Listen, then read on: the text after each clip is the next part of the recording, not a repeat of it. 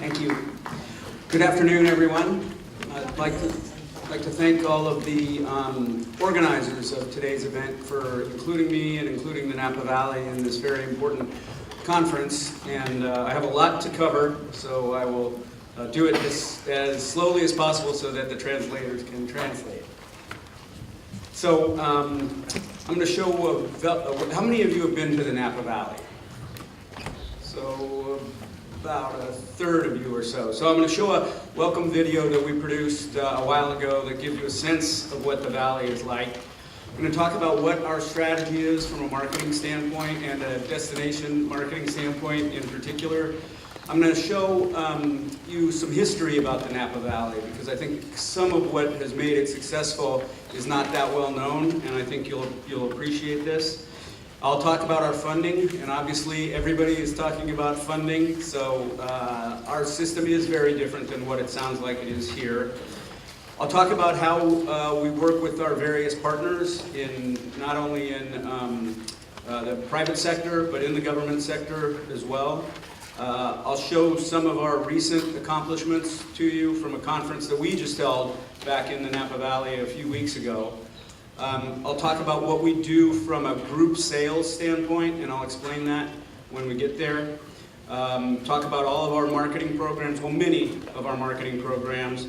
And then my favorite part, and I'm glad people have been talking about it already, is we are absolutely driven by data. So we're going to show you what our visitors look like in terms of where they come from, what their demographics are, how educated they are. We'll talk about all that.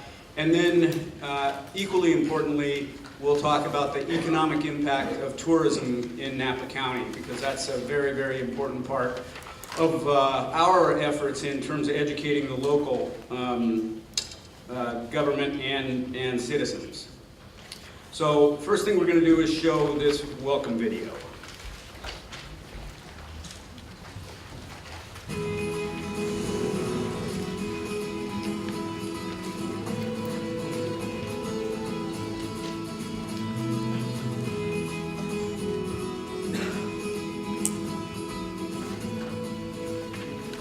Welcome to the Napa Valley, a legendary winemaking destination nestled between Northern California's coastal mountains and home to some of the most lush and diverse countryside on Earth. Here, you'll discover the birthplace and heart of America's fine winemakers and finest wineries. In fact, there are more world-acclaimed wineries here in the Napa Valley than in any other single region in all of North America. But the allure of the Napa Valley goes beyond even our legendary handcrafted wines. Indeed, this inspiring place entices visitors for its near-perfect climate. Renowned cuisine, vibrant art scene, spas, golf, and all this is a mere taste of what makes our wine country lifestyle so legendary.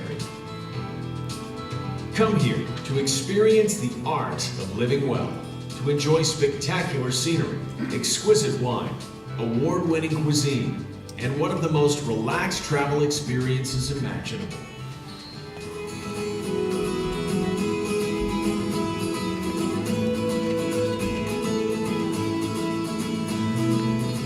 Just over an hour north of San Francisco, the Napa Valley is home to 5 distinctive communities.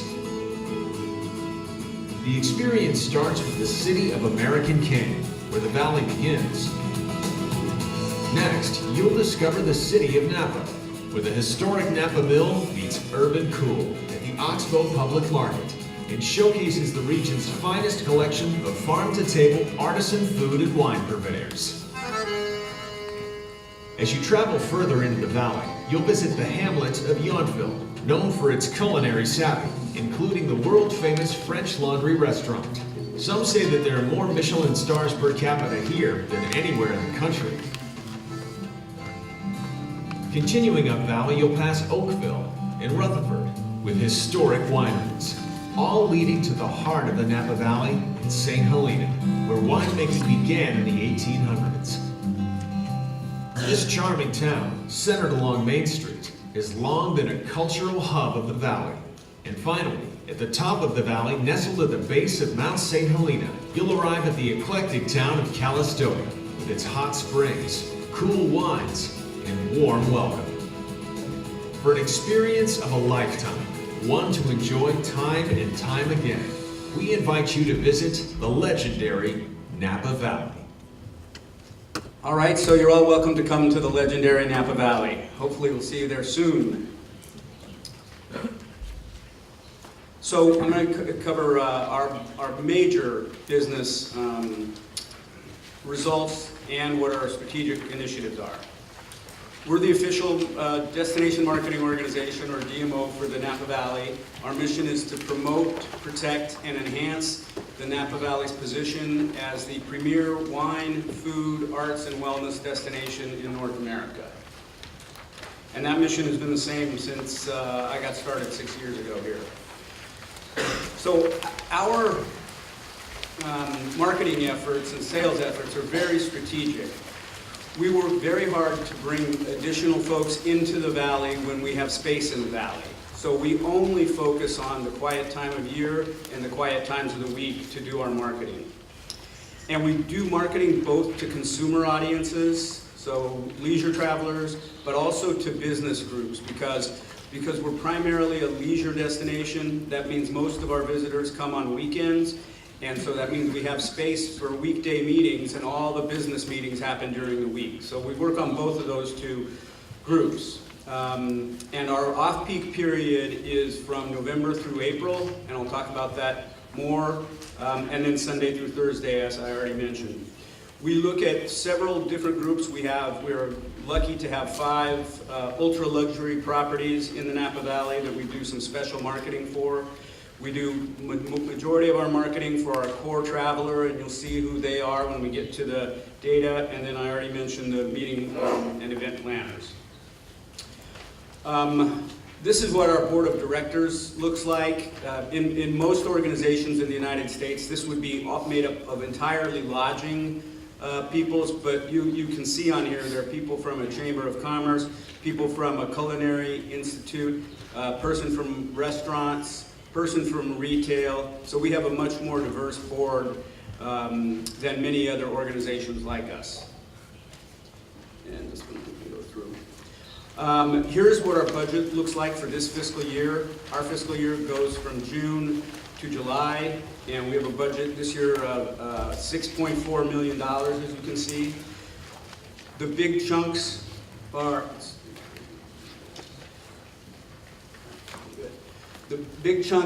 this is marketing, brand marketing, this is sales, this is direct-to-consumer marketing, where we do all of our digital messaging. This is our administrative piece, which we try to keep as small as possible. We don't act like a government agency, that's for sure. And then we're doing a couple of innovative things within research and also within, this one is the Napa Valley Vine Trail that we help to support. This is what our staff looks like. Some of the organizers thought you would be interested in this. So we have, as you can see, the majority of our people are in sales and in marketing. So this is our administration would be me, and finance, and director of operations, and an office manager, and a bookkeeper. And all of the rest is either selling or marketing in Napa Valley. So I wanted to give you a brief history of the Napa Valley. It's not as old as certainly some of the old world wine regions like France or Italy, but we do have a history that's important for how Napa Valley has become what it is from a visitor standpoint. We had visitors coming to the Napa Valley in the 1840s, and vineyards planted in the late 1830s. So we've had vineyards for well over 100 years. And wineries really got started in the 1870s, and tourism started around the 1860s, 1870s as well. But the reality was, at that time, folks weren't really coming to the Napa Valley to go to wineries. They were coming to the Napa Valley to go to the hot springs in Calistoga, which is at the very north end of the valley, because San Francisco, for those of you who have ever been there, is very foggy in the summer and it's very cold. Mark Twain said the coldest winter he ever spent was a summer in San Francisco. And so they took the train or stagecoaches out of the city to warm up in Calistoga at the hot springs, and that still is a favorite of visitors. One of the most important things that has helped the Napa Valley stay what it is that the first agriculture preserve in the United States was put in place in 1968 by the Napa Valley. And what it has done is protect the valley from turning into what is now called Silicon Valley, which is where I grew up. It used to be called Santa Clara Valley. And I'll show you some pictures that sort of illustrate this. This is a picture of Santa Clara. Oops, sorry. Screwed that up.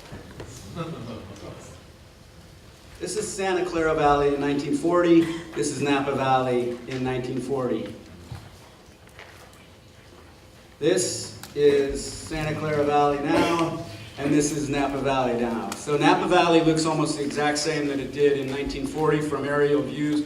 Santa Clara Valley looks nothing like it did in 1940. So we've been blessed because the smart, very forward-thinking people in the 1960s knew that the only way to protect agriculture was to have an agricultural preserve, and that's really done more for us than anything except for the fact that we have great land and climate for making wine grapes.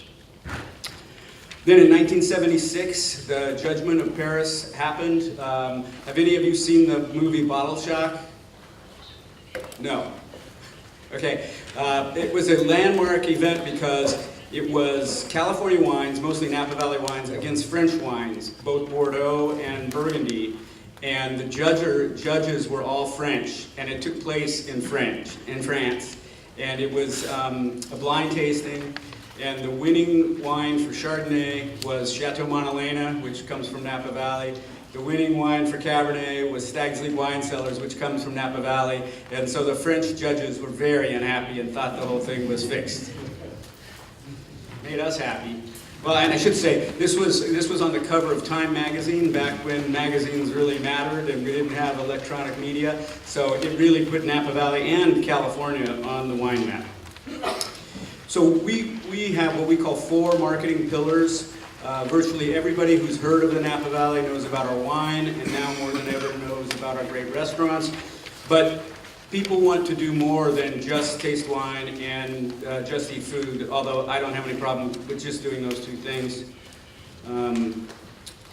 So what we also talk about are, in addition to the wine and the food, we also have a great art community, and we also have a real strong wellness component, which can be either a spa, luxury kind of thing, or it can be an outdoor activity, hiking, biking, playing golf, those kind of things as well. And so in terms of the wines, we have about 500 wineries. 95% of those are small and family-owned. We have what we call 16 appellations, just like they have appellations in Bordeaux and in Burgundy. The wine industry is very well known from the Napa Valley, but it's very tiny. Most of the wineries make less than 10,000 cases a year. 63% of the wineries make less than 5,000 cases. So we only make less than 4% of all the wine that's made in California. So it's a very tiny place, but a very special place. We've got wonderful restaurants. We have more Michelin stars per capita than any other wine region in the world, which is amazing because 20 years ago, Michelin didn't even know that we had restaurants in the United States. Now they do. We also have a Culinary Institute of America that is an excellent education zone. We have many farmers markets, a big, beautiful place called the Oxbow Public Market in downtown Napa. And we have festivals that celebrate wine and food and art as well. And so speaking of the art, we've got museums. We have 3 performing arts centers. 10 years ago, 15 years ago, The biggest complaint the visitors had was that there was nothing to do after dinner. No one complains about that anymore because we have a lot of things to do after dinner. And we have cultural events. We put on Napa Valley Arts in April, which will happen in a couple of months. The Napa Valley Film Festival is a big hit. Festival del Sol is a high-end arts venue. And then we have a big rock and roll venue now called Bottle Rock. Yeah, that's right, got it. And then here's the wellness and active tourism. This picture hurts my back just looking at it.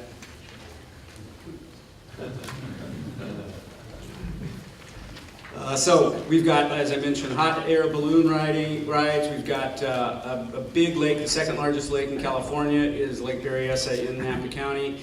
We have hundreds and hundreds and hundreds of acres of open space trails for off-road biking and hiking. And we have wineries doing yoga in the vineyards and Pilates in the vineyards. And then, of course, the mud baths, which are still up in Calistoga, are a big hit, and the golf courses I already mentioned.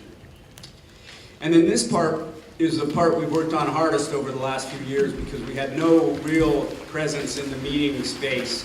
And now we have a 6-person meeting team. One of the great things that we have that is different than most other destinations is that we have unique meeting areas inside of wineries. So instead of just being in a hotel with a normal conference room, you can have a meeting in this place is a winery called Hall Winery, and this is one solid piece of tree that was turned into a table that can host about 100 people on it.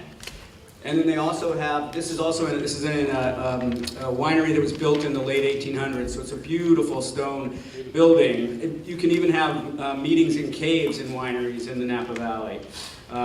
So we have a great array of sizes of hotel properties, especially for such a small destination. We have one property that will hold about 750 people in a conference, and then there are many tiny properties for different types of experiences.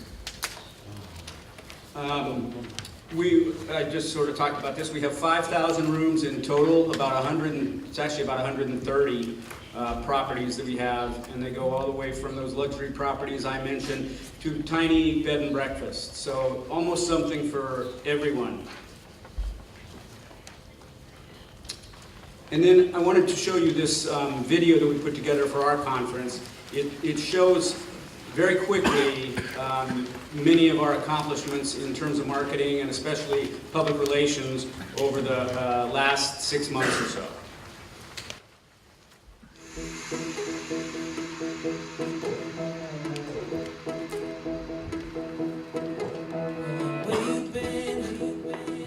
Where you been all my life?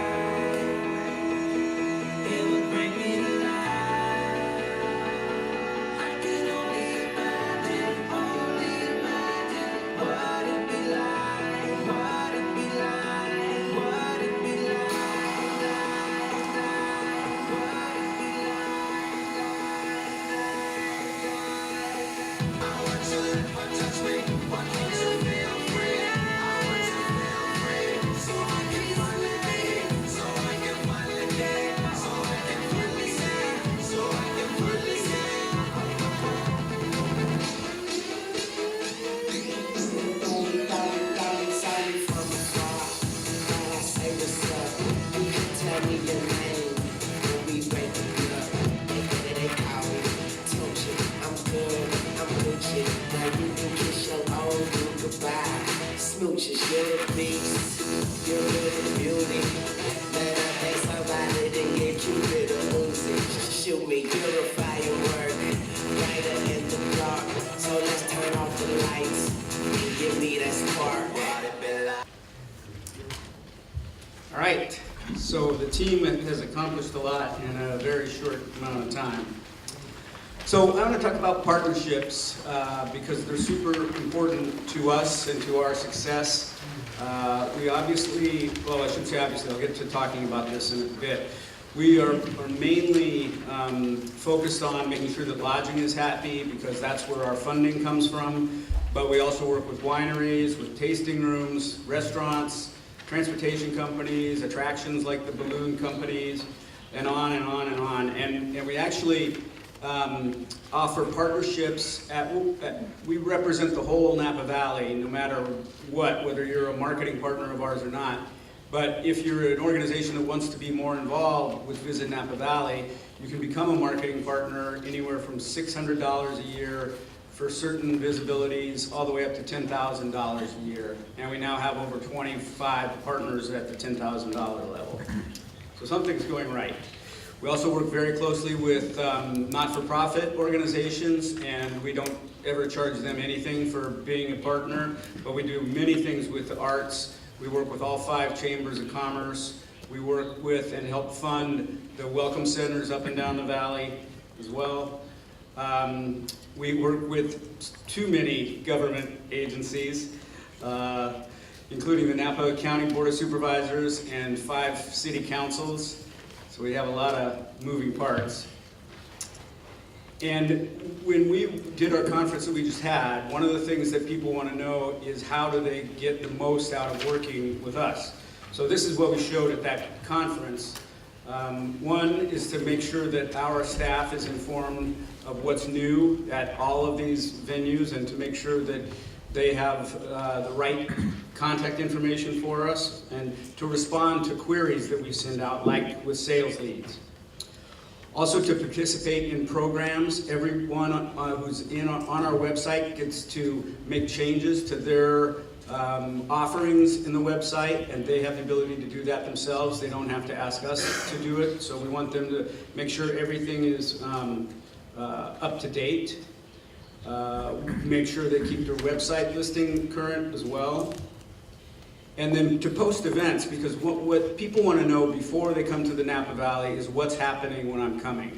And the hotels have gotten very good about that. Now when a hotel in the Napa Valley gets a reservation, it sends out most of them send out an email that not only shows what's going to be happening the days that the folks have made the reservations, they're going to show them what's happening the day before and the day after and try to get them to stay longer, because that's what every hotel wants, is to have the guests stay longer. And that's been a brilliant success. And then to engage with social media. Social media and public relations are our 2 biggest tools because they both have tremendous reach and they don't cost nearly as much as paid advertising, which we still do paid advertising, but we get better bang for our buck with those other things I just mentioned. And so I'm going to talk about our Tourism Improvement District, which is the way that we are funded and the way that 90 other DMOs in the state of California are funded. So the Tourism Improvement District is an assessment that lodging, in this case, agrees to put in place. And in our Tourism Improvement District, it's a 2% assessment that back in 2010, lodging decided to do, actually really back in 2009 when the economy tanked, decided to do this, and we got it put into place in the first half of 2010. And it's not a tax because the government doesn't put it in place and the government doesn't get the money. The money goes through the government because they're already collecting the hotel tax, but this part, the assessment, goes to Visit Napa Valley and to 25% of it goes to each of the towns.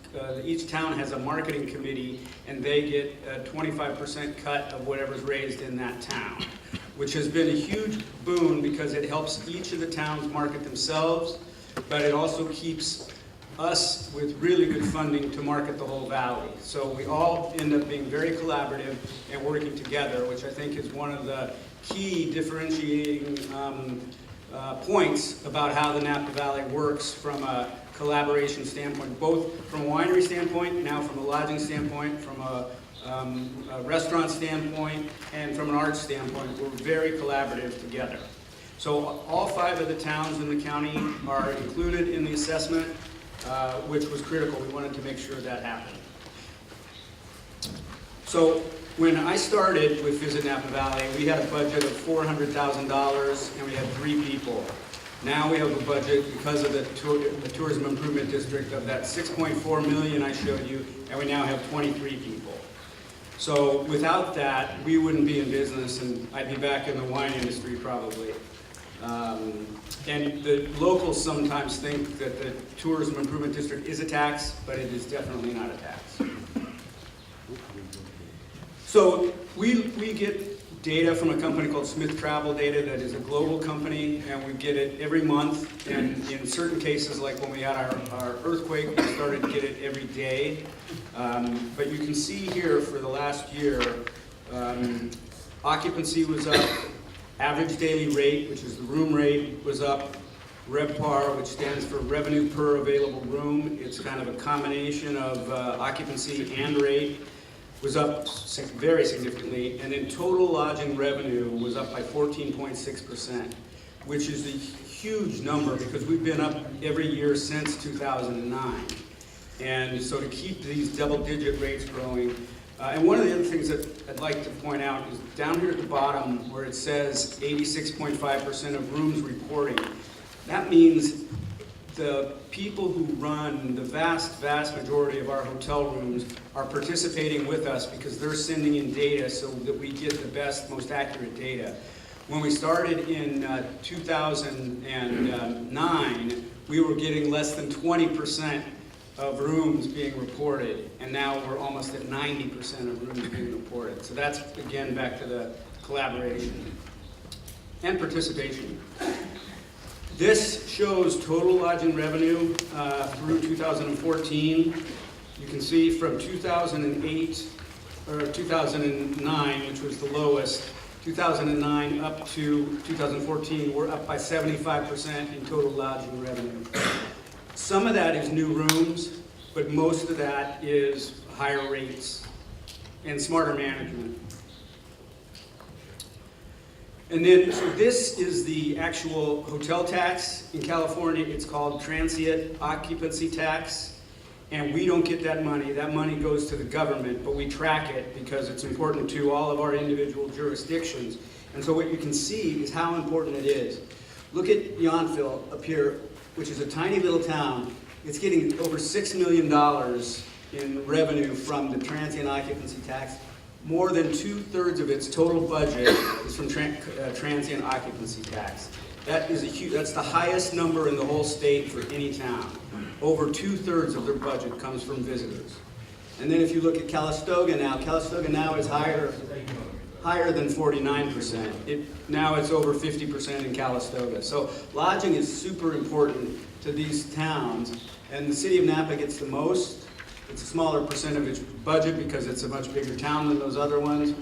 And then St. Helena, which used to be the sexiest town in the valley, they really have not been friendly to visitors, and so they're hurting because they get much smaller than everyone but American Canyon, which is not really a visitor town. I like to show this slide especially for our locals who think that tourism is sometimes going rampant, because I think we've been very smart and strategic about how we're managing tourism. And so one of the things I point out is if you look at there were 4.7 million visitor days in 2005, and then there were 5.5 million in 2014. If you add that up over these 9 years, it means that tourism grew on average in terms of numbers of people days by less than 2% a year, which is not runaway growth by any means. And we actually are starting a new effort called Tourism Matters to educate our residents about what all tourism does for the local community.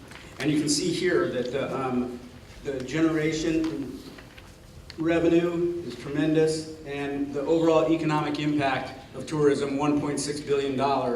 It's the second largest impact of any industry in the valley, only after the wine industry.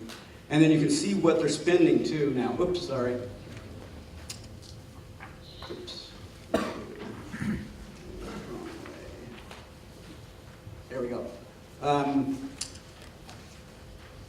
The average guest now is spending almost $400 a day in the Napa Valley, up almost double from where it was in 2005. Okay, now let's go this way. So we're working on building more expertise in how to be smart about working with the government, and we just hired someone to help us with that, because like everywhere there are issues that we need to be involved in, like affordable housing, like a living wage, like traffic is an issue. We're working with lodging to find out from them where their folks actually work or actually live. And now we know that 77% of them live in Napa County. Other guesstimates were that it would be less than 50%, and it's more than 3/4%, which means that they're not adding to the traffic problem. So that's good to know. We started this Tourism Matters program. This postcard went out to every household in Napa County so that they hear what we're doing, but they also learn about what tourism brings to locals who are living in the valley. There's a quote here from one of our city councilmen from Napa. It says, "Tourism sustains our community. It provides so much in terms of our ability to take care of neighborhoods, to pave our roads, and to pay for police and fires. We're fortunate to have tourism here," and that was a city councilman. And then on this side, we put all the things that are happening this time of the year, in our quiet time of year, when we want people to come, and we want the locals to go experience these things as well. So what we try to think of ourselves as doing is to be strategic about tourism. So we work to try to educate locals, so that's what this slide is about. It talks about generating revenue for the cities, about funding capital projects, about downtown revitalization. The transient occupancy tax or hotel tax pays for all of those things. We work within the community on the Napa Valley Vine Trail, on Arts in April, which is a not-for-profit. Several of our hotels now are doing a program that the Vintner started called Adopt a School that helps kids learn about the real world while they're in middle school or high school, which has been a really big success. And that we just kicked off this campaign at our last conference. So then on the sales front, we collect leads that we send to hotels for meetings. And our leads are very much up, almost 200%. Cvent is a third-party company that we pay to work with us, and they're up very dramatically too. Service leads are for things like wineries or transportation or attractions like the balloon companies. And then our booked leads, the ones that really count, are the ones that actually turn into business. That's up by 162% over last year. We do these sales missions that we take the Napa Valley to other parts of the United States. We go to lots of trade shows, but you end up in a trade show with 500 other destinations in the conference center. So these we take our team, and then we take wineries who want to come with us and hotels who want to come with us, and these are the ones that we've done over the last year. And we're going out again to New York, as you can see, and we'll go back to other places too. I'm going to go ahead and skip over this. I will mention this one though, because we do, since we're here, We do now more and more familiarization trips when guests from outside the United States want to come and see about them bringing meetings to the Napa Valley. So we host them. We go with Visit California, which is the statewide DMO, to sales missions throughout the world. We're going to China in May with Visit California. We also work with agencies in other areas. We work with an agency in London. We work with an agency in Australia as well. Skip that. And then we also work with magazines and other kind of media that help us get to meeting planners and event producers and corporations that would be the right kind of corporations to bring a meeting to the Napa Valley.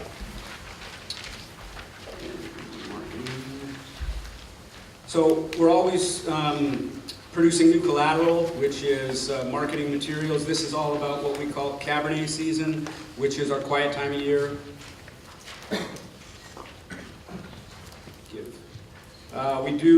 We rebrand things. I mean, we keep the same names, but we try to make the logos fresher. We just did this for all the Cabernet season events.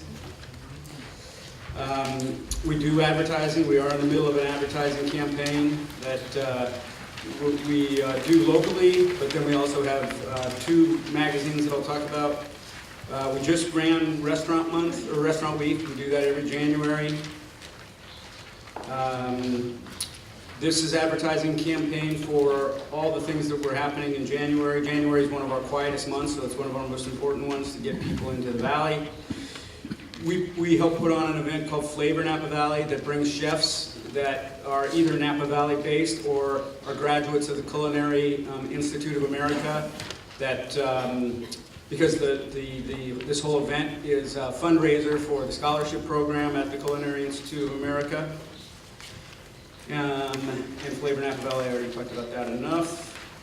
And then Arts in April, I mentioned this year we have 80 different organizations participating in Arts in April. So it includes not only art-oriented places like galleries, but also wineries and restaurants and hotels are participating as well.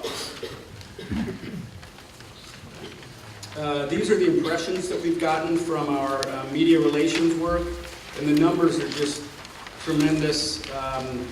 It's 600 million impressions from July to December, up 60% over last year. Press visits, 111 versus 34 last year, up by over 200%. And again, this is really important to us because it only costs our staff time to do it. It's not paid advertising. And social media is going crazy, especially Instagram is growing really, really fast for us. And we now do a blog that lets people dive into a topic that's deeper. We do a blog every week, but it's a whole article on one topic. Like one week it was pet-friendly or dog-friendly places to take your pets while you were in the Napa Valley. And our dogs were the featured photograph, so I felt happy about that. And we do a consumer newsletter every month. And then our website now is just doing great. I'll talk about that when we get to the visitor profile study, which I'm going to move into here shortly. This is how we're working on a new website. The old one we have is less than 2 years old, but you just have to keep updating anything that's digital. And then we run the main Welcome Center, and some of the Jerry folks and from the folks from the House of Representatives who were out in Napa Valley 2 years ago, we met at the Welcome Center, and it's just a terrific place. And we also help out all the other Welcome Centers around the valley. Super Bowl 50 was today, so I missed it to come here for you. I wasn't going to go anyway. But the Broncos won, if you care. And we were a sponsor of it. It turned out to be great. We got a lot of media attention. And we're going to go on to the visitor profile study and the economic impact study. Okay, so data. People like data, and I love it. So We do a study with a company called Destination Analysts every other year. So we're doing it again this year. Doing it every year is just too much because we need hotels to participate. We need to put people out around the valley to do intercept studies so that we get people who are day trippers in addition to people who are staying here. We also need to get meeting planners to participate. So we do it every other year. And you can see we got really good hotel participation. Many of our hotels participated with us.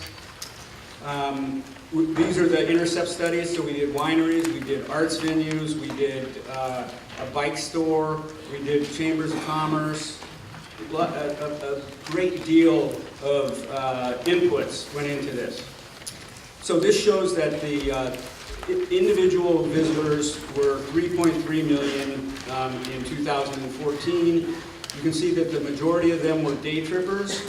That's this big chunk.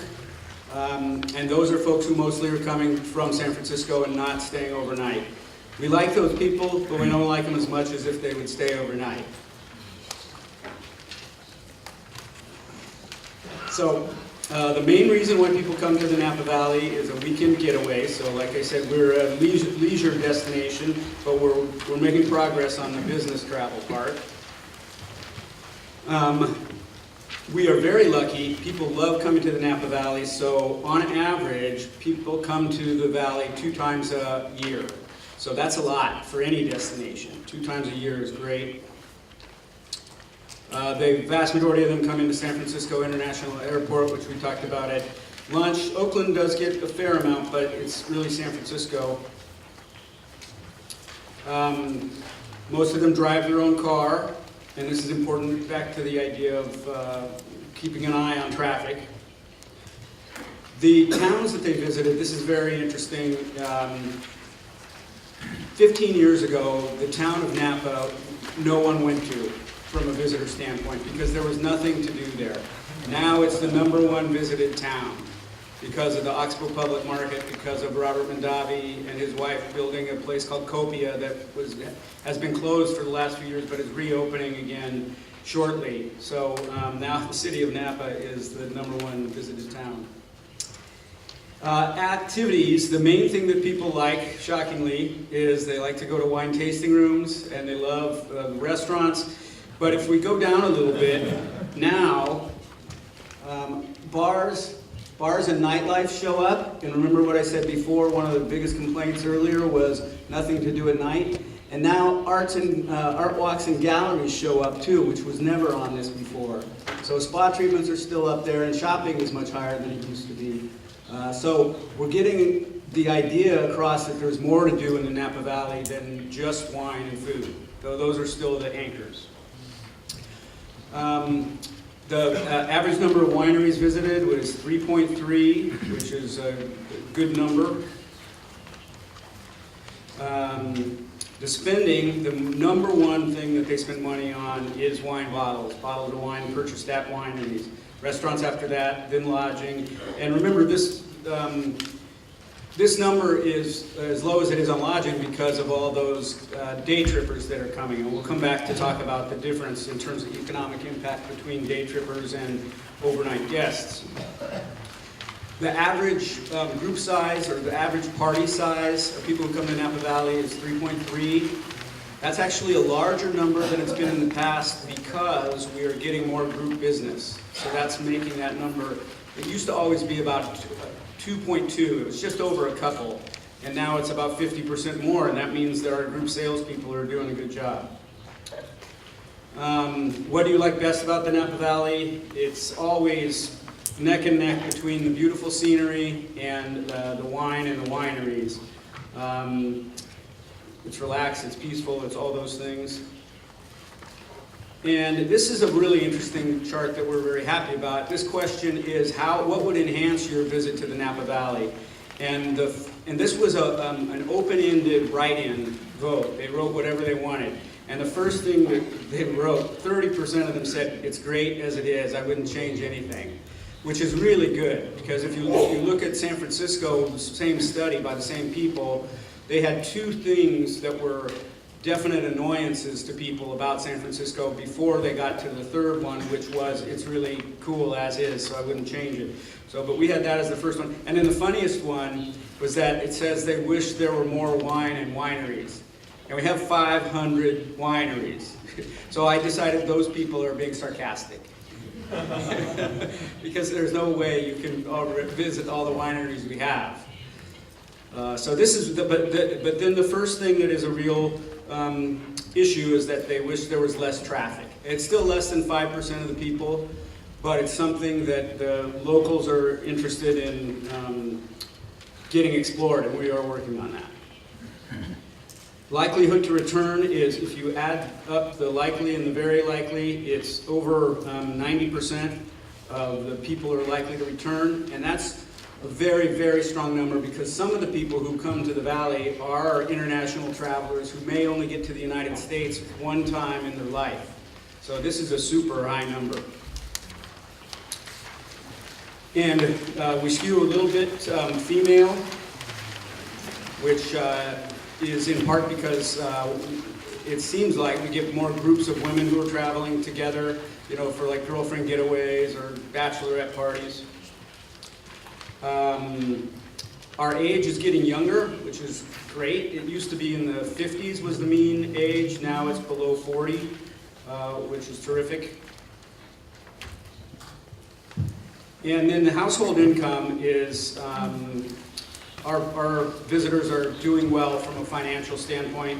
The mean is $165,000 a year. And you can see that there are some people who are doing very, very, very well at the above $500,000 and $200,000 to $500,000 a year. We still are mostly a Caucasian destination, but you can see that we're getting more Asians than we ever have in the past, which makes us more diverse, and we think that's great, and more Latino folks. We're getting a lot of folks from South America now, and Central America. This one is over the top impressive in that 28% of our visitors have a graduate degree. So in the United States, about 6% have graduate degrees. So these folks are very well educated. Sometimes I say they're very well educated. That doesn't mean that they're very smart, but I think our guests are very smart. So. The majority of folks are married, but a good chunk are single. These questions are always hard to get people to answer, but we have a small base of folks who are lesbian, gay, bi, or last one. Oh well, anyway, you get it. And the majority of people come from the U.S., but our international number has gone up really dramatically. From 2012, we had 8.6% from outside the U.S., and you can see that this time we were up to 13.6%, which is really exciting that it's growing so rapidly. And here you can see that the number one country from outside the United States is Canada, which makes sense because it's right on our border. But then now China is second, which it used to be about 7th or 8th until this study. And then the UK, and then, ta-da, Japan. So you are a very meaningful feeder market for us from an international standpoint, and have been for a long time a really good market for Napa Valley wines. So that's great. The majority of our visitors come from San Francisco, which is, you know, San Francisco is what we call our feeder city. And we would not be the tourism destination that we are if we weren't that close to San Francisco. So on to the economic impact study, and I think I'm actually going to end on time. So this shows a whole bunch of numbers, but I'll just give you kind of the big picture ones. This is the data from the 2012 study, which was done by the same people, and the 2014 study. So it shows that our visitor numbers were up a small amount, from a little below 3 million to a little bit above 3 million. But it shows, more importantly, that visitor spending was up significantly from 1.4 billion to 1.6 billion. It also shows that the spending by visitors staying in Napa hotels was by far the largest part of that number. So, and we'll show this in more detail, but the reason why folks who stay in hotels are a bigger impact is not just because of the hotel payment or rate, but that's part of it, but it's because they stay longer. So instead of having a lunch and going back to San Francisco, they have a lunch and a dinner and a breakfast the next morning, and they go to more wineries, and they go out to a music concert at one of the performing arts venues. So that's why they spend the most money, and it's a significant difference. And you can see that we've got group meetings growing. The number of people employed in tourism has gone up also significantly, with the payroll being $330 million when it was just $300 million only 2 years ago. And then the taxes, and this is where the government is very happy about our efforts, one of the areas, because all these taxes all do go to government entities. So they either go to the unincorporated county or to one of the 5 incorporated cities. So that's a huge boon for the local residents and for the government management. It also shows how much individual homes in Napa County would have to spend if they were to match what the visitors are spending on taxes when they come into the valley. And then you can just see some fun numbers about how much money is spent, how many visitors there are in the average day, and what locals would have to spend to match the economic impact of these visitors. So these are visitor days. I already covered that previously. And here's the spending number. Even though there are significantly fewer visitors who stay in hotels than who come up as day trippers, look at the difference in economic impact. Lodging economic impact, 1.1 billion. People who stay in residences, about 130 million. And day trippers, 300 million. So even though there are 2/3 of our visitors come from this group, they don't contribute nearly as much money as this group because of how much more the lodging visitor stays and spends, which is really why we support lodging so much. And of course, they pay our bills, so that helps too. And then here you can see how they spend their money on how the total spending is in terms of where it goes. So you can even see here that lodging is actually not the biggest number all by itself. The people who stay in lodging are the biggest number, but not lodging itself. Restaurants actually have more money spent there, and retail has a lot more money spent there than what gets spent at lodging. So that's pretty interesting. And now look at that, $100 million plus on meeting and event-related spending. And here you get a breakdown of the meetings. We get a lot of weddings, even though we can't have weddings at wineries because of that agricultural preserve that I talked about. But we still get a lot of weddings at beautiful hotels. We do people who come to conferences, spending money on their participation in that. Also meeting folks who are actually attending meetings, and they're paying to be in the Napa Valley, so it all adds up, and we're getting better at that. And then the total number of jobs, it tells you how it breaks down, so we know how many folks are supported in restaurants, how many in hotels, retail stores, and then the retail store number includes sales at wineries, so that's where that falls. And then meetings, entertainment, and sightseeing. And in total, we support about 12,000 jobs. And then here's the payroll.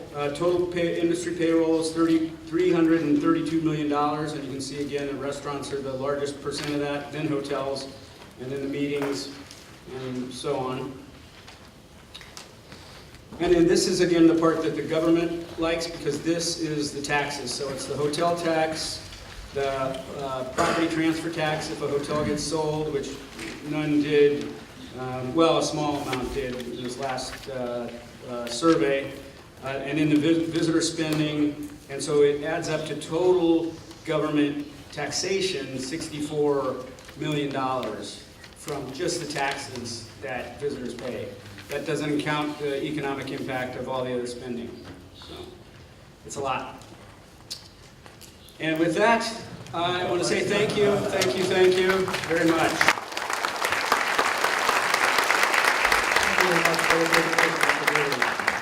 グレゴリー様、どうもありがとうございました。ご講演いただきましたグレゴリー様に今一度盛大な拍手をお願いいたします。